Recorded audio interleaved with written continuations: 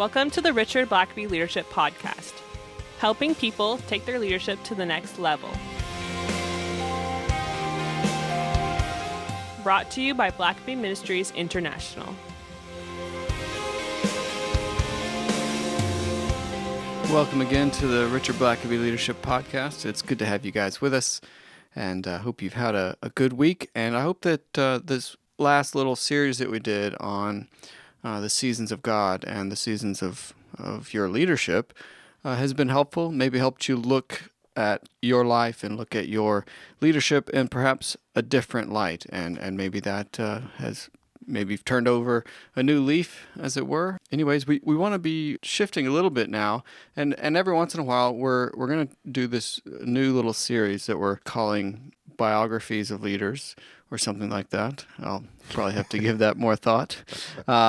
There's just mass amounts of biographies, autobiographies on some of the great leaders just throughout history. And Richard, when I look in your office and see your shelves, maybe the largest, second largest category of book is biography. Do you know how many? I haven't counted them, but it is the largest section of my library. Okay. Yeah, is biographies. Okay. What is it about a leader that initially piques your interest, and then from there, how do you go about selecting a biography? Because I'm sure tons of people write about various leaders. Yeah.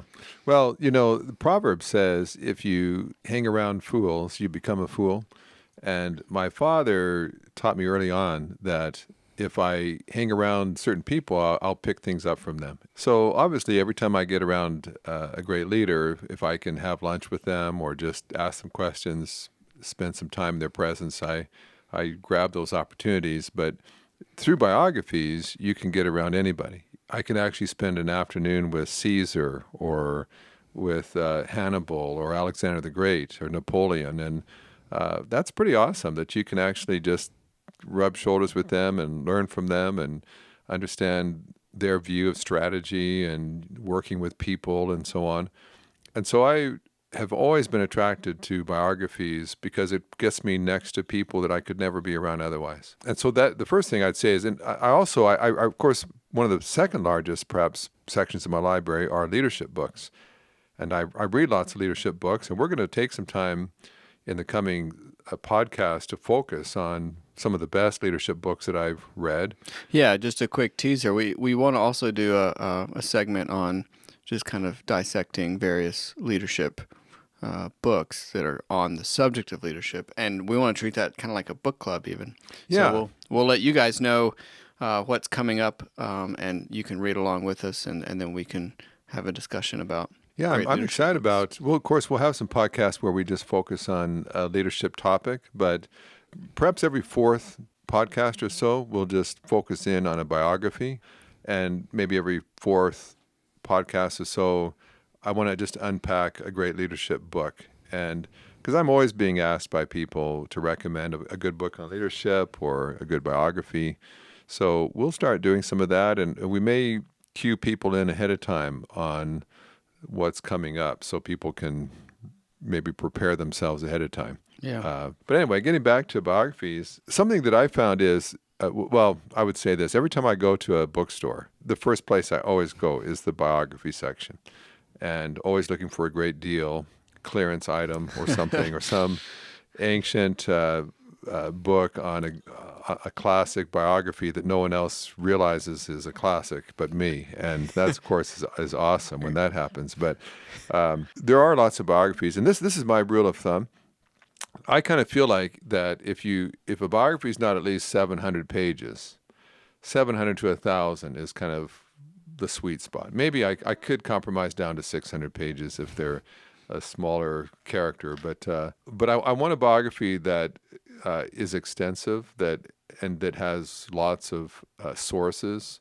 There's two kinds of ways of studying a leader. You can look at an autobiography, which of course the leader themselves is writing it, or you can read a biography which someone else wrote, and they're not inside the head of the leader, but they have done the study and they have looked at all the sources, and so there's something interesting about an autobiography, but they're not always that reliable. They do Right. give you some insights, but they're also very much interested in their own posterity and looking good and Sure. explaining away the mistakes they made or the bad comments they made. And so when I really want to understand a person, I don't read an autobiography. Winston Churchill said that he expected that history was going to be kind to him because he planned on writing the history. So you have to always kind of take it.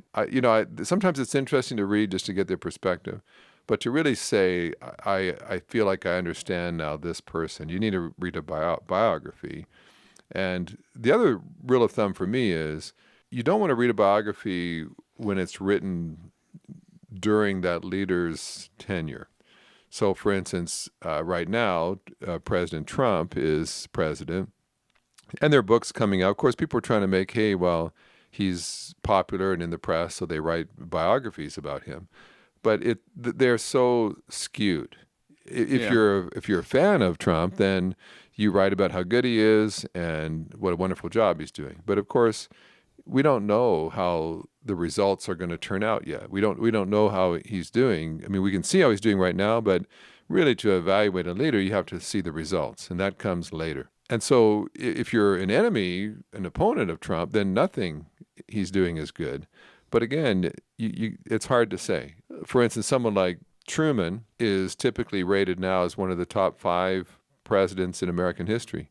But when he left office, he had one of the lowest approval ratings of any outgoing president. So if you read a biography written about him as he departed office and Eisenhower took over, you would have thought, well, not a very good leader. You look at the results of what he did, the lasting contribution, when all the results are in and people look at it objectively after some time has passed, then you can actually evaluate a leader. Also, there are certain statutes of limitations where certain records and documents are sealed for 10, 20 years after a president leaves office. And then after a certain amount of time, they are opened up to researchers and biographers. And so when you write a biography right away, you don't have access to all of those documents and papers. So I don't want to read something that's too soon. So like I've got a book or two on George Bush when he was president, but it's really too soon. Even Bill Clinton, I don't really have, I'm not aware yet of just an authoritative, objective biography on Bill Clinton. Certainly Barack Obama, it's too soon to read a definitive biography on them. So now you're reading about, Abraham Lincoln or George Washington. Now enough time has passed. The data is in. Yeah, you can pretty well evaluate that. And now you're not going to find a lot of new documents. History is not going to change that much from what they did at this point. So now you can get a definitive book, and you can just do a Google search and just ask what are the top biographies on Abraham Lincoln, and they'll come up, and you can read people's opinions of it and so on. And some books are written by scholars and can be very dry. They can be very extensive in their footnotes and references, but they're dry as dust. And others are popular historians that want to make history popular and interesting to read, but they're a little careless sometimes with the facts. A little creative license. Yeah, and they're trying writing. to tell a good story, So maybe the last thing just to say when you're trying to find a biography is, I want someone that is as objective as they can be. I don't care if they think this guy in the overall scheme of things is a great leader, but if they were like an aide to JFK, and like Schlesinger wrote a pretty definitive biography on JFK, but he was a contemporary and he admired him greatly, and so you kind of have to take that with a grain of salt. And so some biographies are trying to make a point. I know some Christian biographies that kind of try to make Christians out of some presidents that never claimed to necessarily be an evangelical believer in their day, but they try to write it to kind of prove that indeed they were believers. And that may be fine. It's great to bring up quotes and various references, but I'm not necessarily interested in someone who has an agenda. when they're writing a biography as much as someone who's just trying to help us really understand the complexity of this person. So anyway, I try. I mean, biographies can be expensive when you're paying for $1,000 book, so a thousand page book. So I do a little research at times, and there are some historians who just stand out. You know that what they write is usually quite good, and so anyway, I encourage people to read biographies, but do a little research. Don't just grab any book, because it could be written by someone that perhaps was in a different political party and hated him. Well, you're just not sure how objective it's going to be. And Sure. It doesn't mean that what they're saying that they did negatively is maybe not true, but they may neglect a lot of the good stuff. And likewise, you may be a big fan, and so you tell all the good things and leave out the negative things. So as best as I can, I try to get someone that is going to be fair and tell both sides of the story. Twice a year, Blackaby Ministries hosts a spiritual leadership coaching workshop in the Atlanta area. The focus of this workshop is learning how to ask the right questions to help move people onto God's agenda. If this sounds like something you're interested in, the next workshop dates are October 24th to 26th, and registration is open now. The early bird rate is available until September 30th, and space is limited. To find out more and to register, visit blackabycoaching.org. We'll also leave links in the show notes. That's good advice. And I'm looking at a few books we have on the table now, and it seems like you usually have a pretty well-rounded read on some of the leaders that you're interested in. So there's lots of biographies about just lots of different leaders. Why don't you tell us about these books we have in front of us now? Well, I thought for this first episode, looking at the biography of a leader, that I had to go with Winston Churchill. Yeah. And so, and there, of course, there's many, many books on Churchill. There's many books by, I think Churchill wrote about 44 books himself. But I think the best biography on Churchill is by William Manchester. It's a 3-volume biography. Each one of them is 1,000 or so pages. So you're looking about at least 3,000 pages on Churchill. Wow. Manchester. That's dedication. Like, let's just get that out of the way. It is. That's a commitment. Well, when you live to be around 90 and you're involved in government and politics for as long as he was, through such tumultuous times as World War I, World War II, the Cold War, even the Boer War, and a bunch of other wars, there's lots to write. But Manchester, I love his style. He writes as a Brit who has a great turn of phrase. I love his phrasing. I love it when you read a book and you read a sentence and you just stop and you have to do a double take and say, wow, that was really well said. I love how he described that. You know, two people can write about a sunset or a sundown or breaking up camp in the morning, but one, like Churchill or Manchester, when they write about it, it's just a work of art. You know, they describe something pretty mundane and routine, but the way they described it, it's beautiful.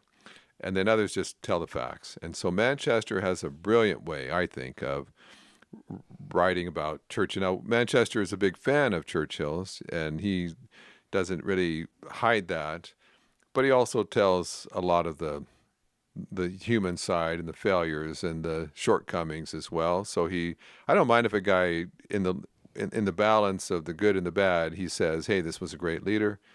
That's okay. I don't mind that, as long as they try to also tell you the flaws. And so Manchester does that. Now, if those of you who are familiar with his book, it's 3-volume set called The Last Lion, and then it just divides up his life, his younger life, then his life kind of in the wilderness, right up until he becomes prime minister, and then the 3rd volume. Manchester actually didn't write that 3rd volume. He got sick and older and just couldn't put it together. People kept waiting for him to, but just didn't have the stamina and strength yet to do it. So he had all of his notes and research done and gave it ultimately to a man named Paul Reed, who took Manchester's notes and thoughts and put them into the final volume, which is okay, but it doesn't have the flair of Manchester. So just for the record, a lot of Churchill's information I get from those 3 books. I've got some other biographies, One other one, it's an autobiography, but Churchill wrote it, called My Early Life, which is just his growing up days. And it's very insightful. He wrote it. It's autobiographical, but pretty candid about a lot of his own shortcomings and struggles in school, for instance, where he was at the bottom of his class, struggled with Latin and Greek, and at times could be beaten pretty severely in school for being a bad student. So that also really helps. If you're trying to look at Churchill, I recommend reading My Early Life. Churchill is always an interesting writer, and when he writes about his own growing up days, it's very interesting. So anyway, that's kind of the primary sources of when I look at Churchill. And if someone just asked me, okay, if I'm going to read a serious biography on Churchill, what should it be? I would say, well, read the 3-volume set by Manchester, and maybe you might want to read My Early Life if you can get your hands on a older used copy of it by Churchill, kind of a more detailed description of his childhood. What stands out to you about Winston Churchill? Well, Churchill is like a lot of these leaders. They're not perfect. So you don't try to read a biography about someone just because they did everything right. In fact, I think one of the reasons that Churchill is so popular even to this day is that he was such a deeply flawed human person who, sort of like Abraham Lincoln, in some ways failed more often than he succeeded, but he just had some spectacular successes along the way. And he was a endearing enough kind of person that you kind of cheered him on, even though a lot of people didn't like him. But the thing about Churchill, number one, is that he had a very difficult childhood in one sense. I mean, his parents grossly neglected him. His father, Lord Randolph, was totally absorbed in his own life and career. His mother was, I guess you just would say, she was a pretty loose woman. She was married to her husband, Lord Randolph. She was an American. So Churchill, one of the most famous Brits ever, was half American. Even though he grew up in England and saw himself as a Brit, his mother was full-blooded American. So that always kind of was interesting for Churchill. But his mother slept with probably most of the leading politicians of the day, including the king. And so while they were out partying, in fact, I mean, it boggles the mind when you actually read about Churchill's childhood. That for instance, at Christmas, his parents might say that they were going to go for a Christmas getaway to the Alps, but they would leave Churchill at home with the nanny. And they would say, we'll have these Christmas presents you can open on Christmas Day, but Mommy and Daddy will be at the Alps. At age 7, they sent Churchill away to a boarding school. And it was a total disaster. He was bullied. He spoke with a lisp. He had a bit of a stutter. He had very sensitive skin. In fact, his skin was so sensitive that he basically had to sleep at night with no clothes on between silk sheets. I mean, if he got normal sheets on him, he'd break out.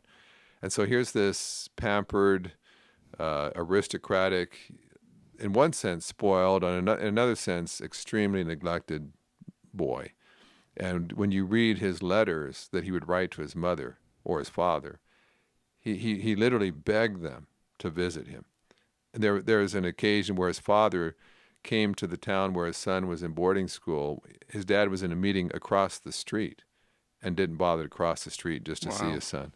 I mean, it's heartbreaking when you see how neglected Churchill was and how much he just wanted his parents to affirm him and acknowledge that he was a person of worth. And his father, Randolph, was a member of Parliament and was a rising star. His father he's a very emotional, larger-than-life sort of person who was not always very wise in his dealings. He made some huge blunders as a politician.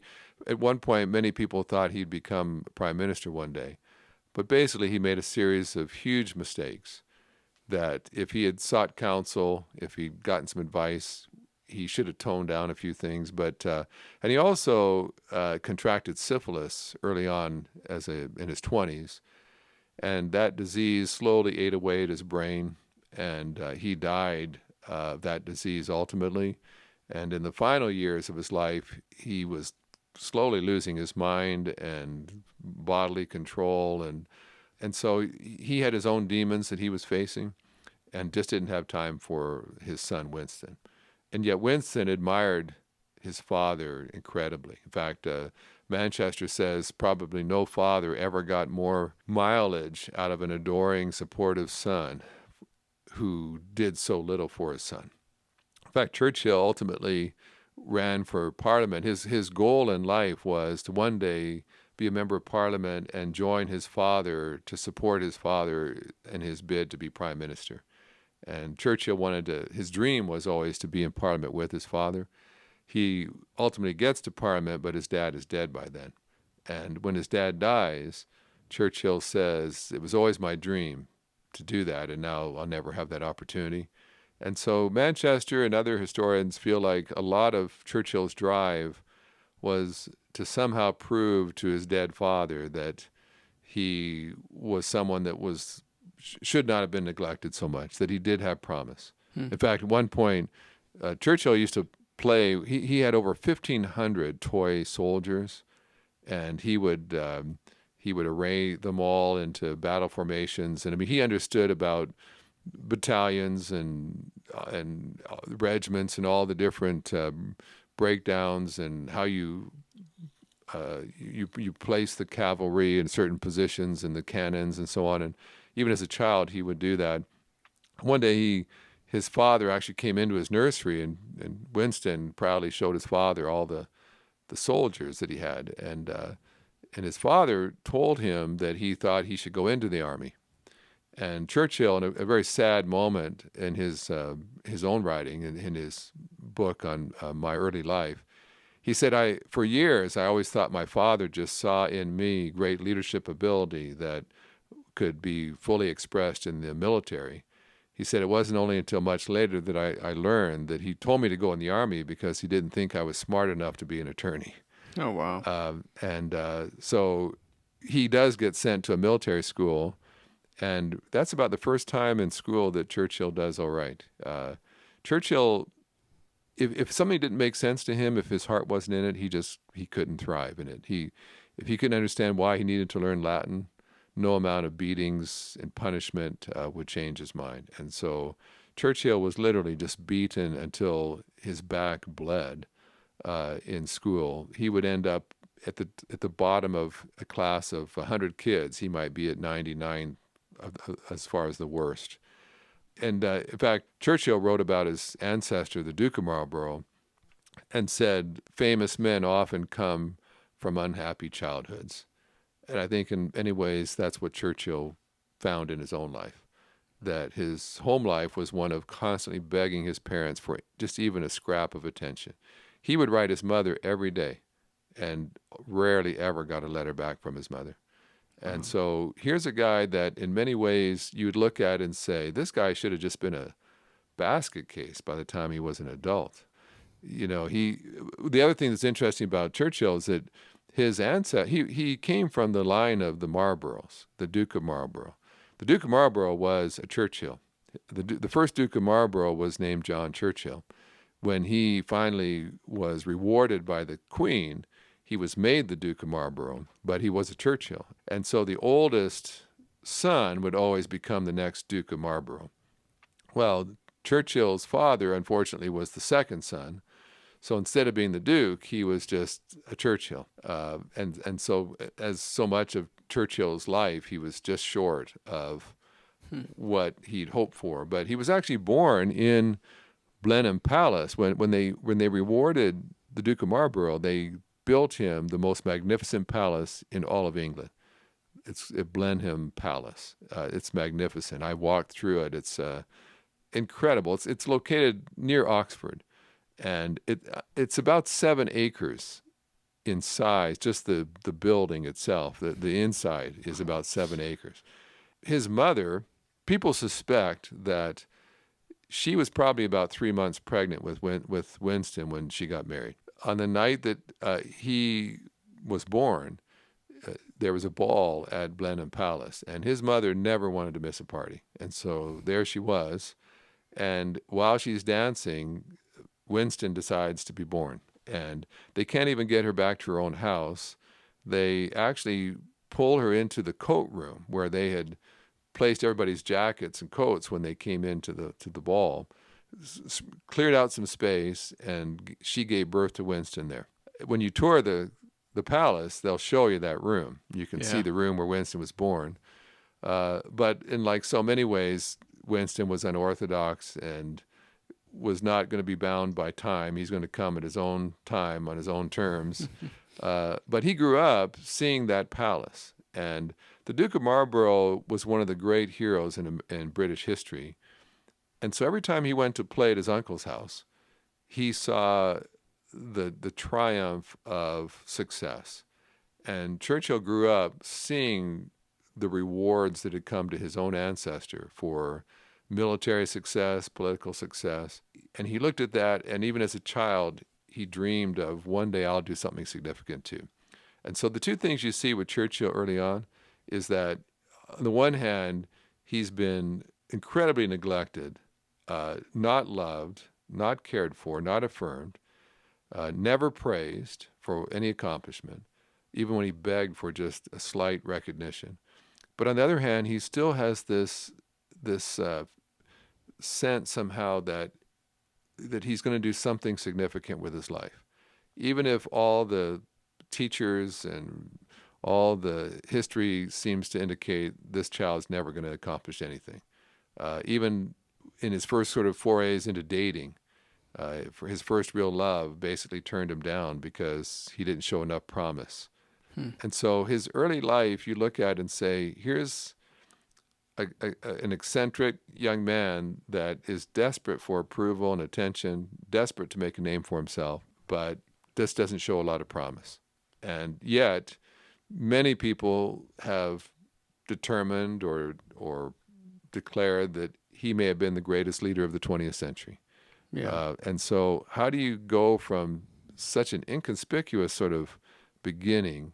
He's basically about 66 when he becomes prime minister. He has lost a number of elections. He's actually switched parties. He was a conservative. Then at a certain point, he gets kind of drummed out of the Conservative Party, so he joins the Liberals. And then ultimately, he leaves them and goes back to the Conservatives. And yet the Conservatives don't really want him. Oftentimes, he's a troublemaker. He's a backbencher. And 6 months before he becomes prime minister, he's seriously considering leaving politics because he's in such debt that he needs to find a way to earn some money and pay his bills. And so it's one of these guys, I guess part of the charm of his life is that he gets almost to the point where it seems too late. He's a senior citizen before he finally gets on the world stage in the way that he's always dreamed of. And finally, he has a great crisis that calls for his particular abilities. And at the very last moment, he makes it and experiences his dream. And I guess because of that story, he has captivated all kinds of readers ever since. Yeah, and I get the sense that if I were to allow it, we would probably be here for many hours talking about. I've got 3,000 pages of biography here before me. Exactly. Well, just before we wrap up, what would you say is one takeaway from, you've obviously studied Churchill in great detail. What's a takeaway, what's an application to a leader today that you might glean from his life and his legacy? Well, one thing that's interesting is he spoke with a lisp. He spoke with a bit of a stutter. When he'd get upset, he would kind of growl. When he was dictating letters to his typist, and it was very difficult to understand him at times. And yet, he is famous for his speeches. And people said that actually he would practice all of his speeches in the bathtub. He spent a lot of time in the bathtub. He loved taking long baths. And at one point, his valet heard him hollering from the bathtub, and his valet came running in, thinking that he was late in bringing the towels and the change of clothes to his boss. And he said, "Yes, sir, you called?" And Churchill said, "No, I wasn't talking to you. I was addressing the House of Commons." and he was giving his speech, and he practiced and practiced and practiced. It was said by one person that when England faced its greatest crisis, it said that he said Churchill mobilized the English language and sent it into battle. Yeah. He used words powerfully, but it didn't come naturally to him. And I think that's important for people to realize. You may never want to get on a platform and give a speech before thousands, but leadership often involves words.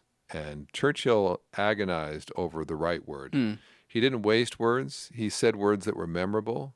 He said words that made you stop and think about what he had just said, words that were quotable. Long before Twitter and Facebook, Churchill was saying things that people would be talking about in the hallways afterward. But he worked at it.